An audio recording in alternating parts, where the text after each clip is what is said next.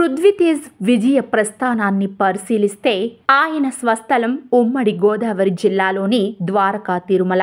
నాన్న కిరాణా దుకాణం నడిపేవారు. ఆ తర్వాత చిన్న బంగారు ఆభరణాల దుకాణం నడుపుతున్నారు.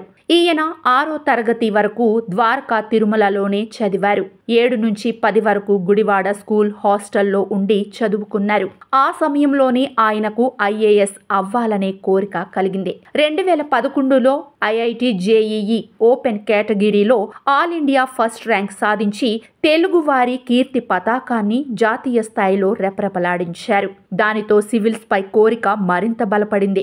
ఆ తర్వాత ముంబై ఐఐటిలో ఎలక్ట్రికల్ ఇంజనీరింగ్ పూర్తి చేసి క్యాంపస్ సెలక్షన్స్ ద్వారా 1 కోటికి పైగా జీతంతో శాంసంగ్ కంపెనీలో దక్షిణ కొరియాలో 1 ఏడాదికి పైగా ఉద్యోగం చేశారు. అది అంత సంతృప్తి కలిగించలేదు. సివిల్స్ పైనే మనసు ఉండడంతో ఇండియాకి తిరిగి వచ్చి తొలి ప్రయత్నంలోనే సివిల్స్లో 24వ ర్యాంక్ సాధించారు. చిత్తూరులో ట్రైనీ కలెక్టర్గా, కడపలో సబ్ కలెక్టర్గా, ప్రస్తుతం ఈపీడీసీఎల్ సీఎండీగా పనిచేస్తూ దూసుకెళ్తున్నారు.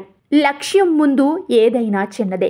బంగారం లాంటి ఉద్యోగం, 1 కోటి రూపాయలకు పైగా జీతం వదులుకొని రిస్క్ చేశారు. అమ్మ నాన్న ప్రోత్సాహంతో 2016లో కొరియా నుంచి ఢిల్లీ వచ్చారు. సివిల్స్ ప్రిపరేషన్ కోర్సులు అప్పటికే చివరికి వచ్చేశాయి. కేవలం 3 నెలలు సమయం ఉంది.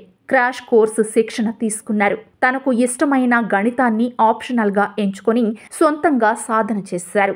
సీనియర్ల సూచనలతో రోజుకి 14 గంటలు దీక్షతో చదివి 24వ ర్యాంక్ సాధించారు. పడ్డ కష్టానికి, చేసిన రిస్క్కి ఫలితం దక్కింది.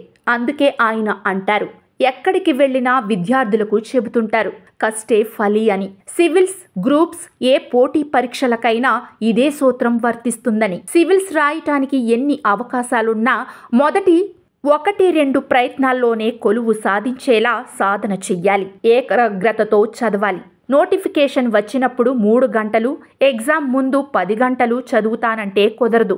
తొలి రోజు నుండే రోజుకి కనీసం 10 నుంచి 12 గంటలు సాధన చేస్తేనే విజయం సాధించటానికి అవకాశం ఉంటుందని చెబుతారు. అందుకే ఆయన మంచి రోల్ మోడల్.